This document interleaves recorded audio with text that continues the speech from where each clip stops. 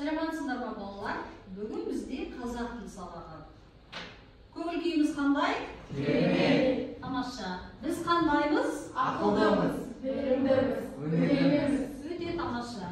Онда бүгінгі сабағымызға көшейік. Бүгінгі біздің сабағымыздың тақырыбы Батыр баба күлтегі және патриоттық рух.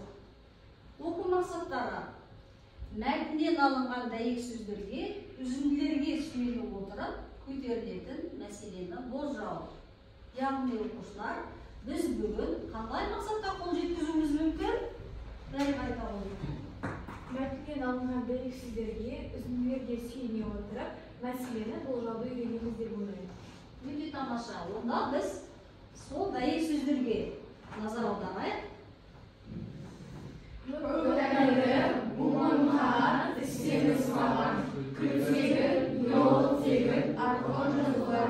Яғни осы дәйек сөздерге қарап отырып, біз бүгінгі сабақта не туралы сөз қозғауымыз мүмкін? Кім айтады? Сұлтан айта ғой. Бүгінгі сабағымызда көне тіпті тарих туралы білеміз деп отырмыз. Жақсы. Тағы не туралы білуіміз мүмкін? Ақылбек айта ғой.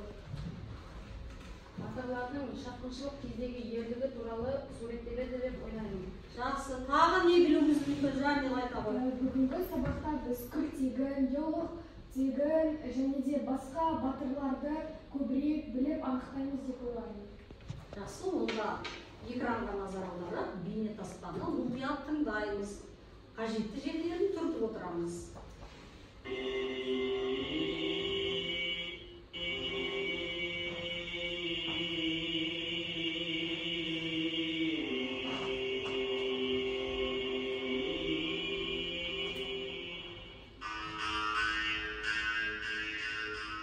Биіктен көк тәңірі баспаса, төменде жер айырылмаса, түркі халқы ел жұртыңды кім қорғайды?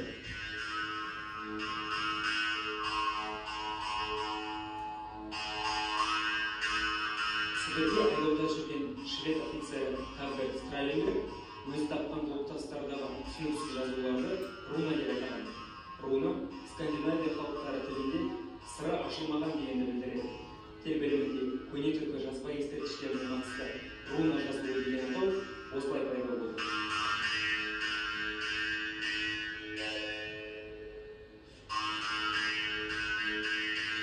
1893 жылы қарашаның 25-інде дат ғалымы Вильгельм Томсон көне ескерткіштердегі жазудың түркі халықтарынікі екенін дәлелдеді.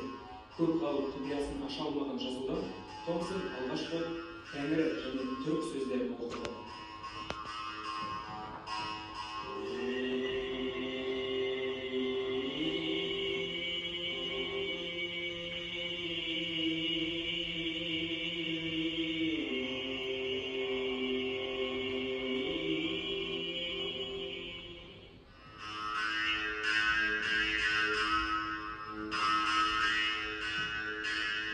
Күлтегін жайындамыз. Күлтегін азманағымен шабуылға ұмтылды. 6 ерін шанышты. Шабуылда 7 жерін қылыштады. Ақтаңберді жырауға тырысамыз. Жауға шапқан ту байлап, шекті бұздым айғайлап. Өлім деген ойда жоқ, жалынды жүрек қан қайнап. Ерлер жұртын қорғайды, өлімге жүрміз бастырып. Яғни біздің болжамымыз дұрыс па екен? Дұрыс екен. Жақсы. Тағы көне ескерткіштер жайлы, күлтегін жайлы. Не айтуға болады? Айнел айта ғой. Бұл жырда бұның қаған мен ісіміз қағанның биліп қаған жайлы. Бұл кезде елдің тыныштығы жайлы жазылады. Және де бұл жырда дарынсыз ақындар таққа келіп отырады. Бұл халық арасында алауыздықты тудырады. Сол кезде күлтегін өзінің әскерін жинап, жауларға қарсы тұрады. Жақсы. Олай болса енді біз оқулық пен жұмысқа көшейік. 21-ші бетті ашамызда күлтегін туралы мәтін берілген. Мәтінді мұқият түсініп оқимыз. 2 минут уақыт береміз.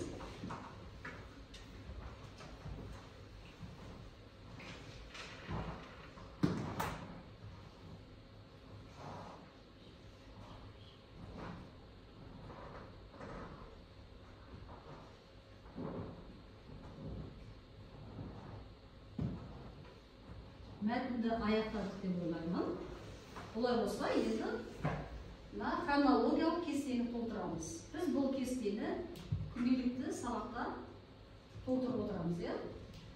Қашан, кім, не істеді?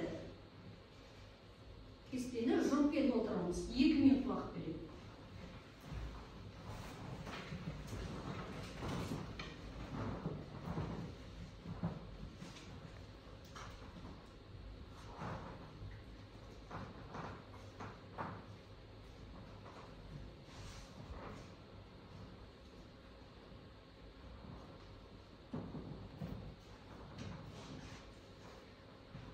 Жақсы. Бірінші топ. Қай жыл оқиды? Назира оқиды. Кім Күлтегін мен Мүлге екеуі бүгініне 716 жылы тақтан тайдырды. Кім қағандық билік 716 жыл 734 жыл аралығында білгені қолда өтеді. Өте жақсы, тамаша. Екінші топтар. Қай жыл? Гимназияның жылы. Нұртың тәуелсіздікті бірге құрылтағанымыз қашан? 680 және 692 жылдар аралығында Күлтегіннің әкесі Құтылып Қаған билік құрды. 692 және 710 жылдары Құтылып Қағанның інісі Қапаған билікке отырды. Өте тамаша. Үшінші топтан кім оқиды? Айдан оқысын. Айзмөл екеуміздің бірге бұрынған қасымыз. Кім Күлтегін 10 жасында 694 жылы соғыста ерлігімен көзге түседі. Кім Күлтегін 47 жасында қаза табады. Жақсы. Олай болса, енді жаңа тапсырма орындаған жұрттарға баға берейікші. Үшінші топ. Бірінші топқа баға берейікші. Асқар. Бірінші топтар Назира мен Дарияға тапсырмаларды өте жақсы орындады. Жақсы, тамаша. Бірінші топ, үшінші топқа баға берейікші. Екінші топқа. Екінші топтағы Диназ бен Дүлер тапсырманы өте керемет орындады болды. Жақсы. Үшінші топ. Үшінші топтағы Айгүлдің тапсырмаларды өте дұрыс орындады. Өте жақсы, балалар, біз тапсырманы барлығымызға өте тамаша орындады. Онда бүгінгі сабағымызды қорытындылай келейік. Мен бүгін тапсырмасын орындаушы. Кім келеді тақтаға? Жанекең. Менің білгім келетіні ол ескерткіштердегі жазуларды қалай жазылған немесе ода не жазылып тұрғанын өзім білгім келеді. Мен бұрыннан білетінім ол көне ескерткіштері соғыс кезінде батырларға және де басқа да соғысқа қатысқан ерлерге арналғаны. Мен жаңадан үйренгенім. Мен жаңадан жазуларды үйрендім ежелгі және де ескерткіштердің орнын, олар қалай пайда болған, соларды анық білдім. Жақсы, рахмет. Тағы кім оқиды? Асқар келе ғой. Сіз бүгін не білдіңіз? Не білетін едіңіз? Сіз білгіңіз келетін, менің білгім келетін Күлтегіннің авторы Иолық-тегіннің өмірбаянын білгім келеді. Сіз бұрыннан білетін, мен бұрыннан білетін қазіргі жазулардың бұрын тасқа ойылып жазылғанын білемін. Сіз жаңадан үйренетін, мен үйренгім келеді бұрынғы жазулардың қазақ зерттеген қазақ ғалымдарын толық білгім келеді. Яғни қазақ ғалымдары туралы зерттеу жүргізгенде жақсы. Отыра қойып. Олай болса сабағымыз аяғына жетті. Үй тапсырмасы Күлтегін жырындағы ел бірлік және патриотизм тақырыбында ой толғау жазып келеміз. Сау болыңыздар.